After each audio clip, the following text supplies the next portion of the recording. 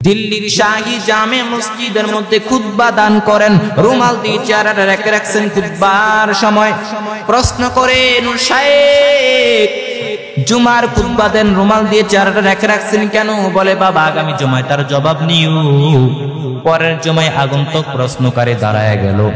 আল্লাহর ওলি বলে, বাবারে আমার রুমালটা তোমার মাথায় নেও। প্রশ্নকারীর মাথায় যখন আল্লাহর ওলির রুমালটা দেওয়া হলো, একটা চিৎকার মেরে বেহুশ হয়ে জমিনে পড়ে গেল। হুশে আসার পরে বলে, বাবা চিৎকার মেরে বেহুশ হয়ে জমিনে পড়লা কি দেখছো?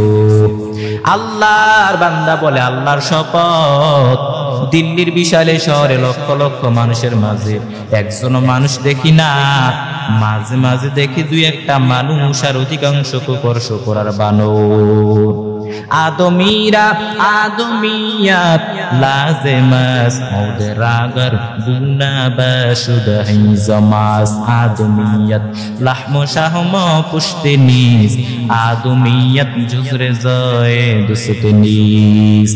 ওয়ালাকাদ যারানা লিজাহান্নামা কাসীরাম মিনাল জিন্নি ওয়াল ইনসি লাহুম কুলুবুন লা ইয়াফকাহুনা বিহা ওয়ালাহুম আ'য়ুনুন লা ইউবসিরুনা বিহা ওয়ালাহুম আযানুন লা ইয়াসমাউনা বিহা উলাইকা কাল আনআমি বাল হুম আদাল্লু উলাইকা হুমুল গাফিলুন।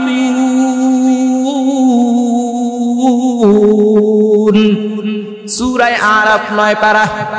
আয়াতটা পরে দেখ, আল্লাহ বলেন অধিকাংশ জিন এবং মানুষ জাহান্নামী হবে, কারণ এদের চোখ আছে, চোখ দিয়া দেখে না। চোখ দিয়া দেখবে পাগড়িওয়ালা, দেখে গাঞ্জাখোর। কান দিয়েছি, কান দিয়া শুনবে কুরআনের আওয়াজ। ওই কানের মধ্যে হিন্দি গানের তার লাগায় নাক টেনে ঘুমায়, আসেনি? এরে যুবক, ঘুমের ঘরে যদি তোর মরণ হয়, কি জবাব আমার মাওলার দরবারে দিবা? কারণ হলো তোমার অন্তরে আল্লাহর কোনো ভয় নাই, জাহান্নামের কোনো চিন্তা নাই। এরে আল্লাহর গোলাম, এরে যুবক, আল্লাহর ভয় অন্তরে ঢুকাইয়া নাও।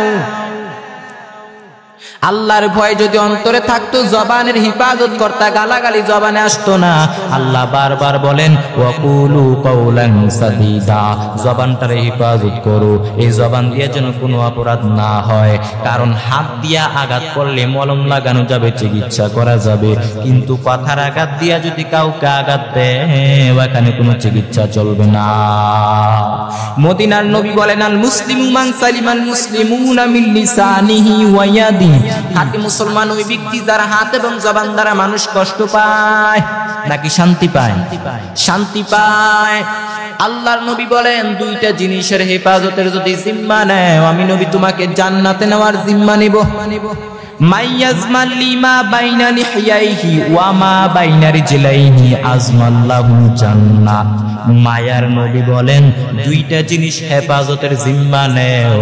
এক নাম্বার হলো জবানের হেফাজত করো, দুই নাম্বারে লজ্জাস্থানের হেফাজত করো।